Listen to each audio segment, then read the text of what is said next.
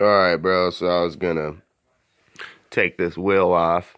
It's my front left wheel. Not that that matters. But anyway, I was trying to explain it to you, and obviously that's kind of hard to do. But not this side of the dog bone, or CVA, whatever it was called. I'm not familiar with that term yet.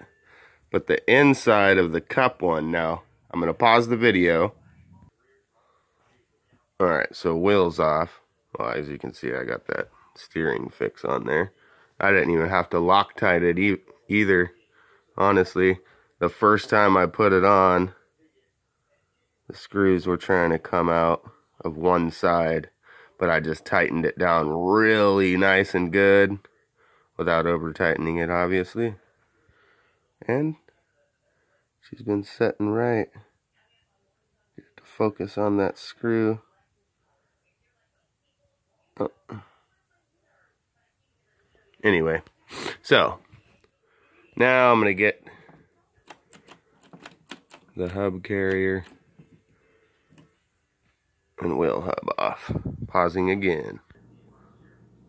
Okay, so as you can see, I got the hub carrier and wheel hub off, and the dog bone comes out with it, which is connected into there, which I'm sure you're familiar with. So this is inside of there. I don't know if you can see it, but you see where that ball is just barely misshapen. Okay, now let's check the other side. Gotta do this one-handed.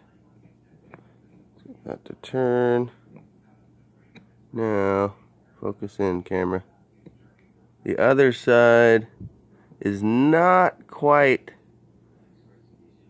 messed up looking like the other side is. Now, don't get me wrong, it's not like a huge, crazy mess up, but it's definitely the only thing that I can feel that is catching or causing, you know, it not to roll perfectly smooth like it should. Because what I do is after each run, I'll flip it over or whatnot, and I'll take my finger and I'll run this exact wheel alone to see where it's catching. Now in forward, it barely does it. And like I was trying to explain, it's only when this shock is completely, you know, at ride height.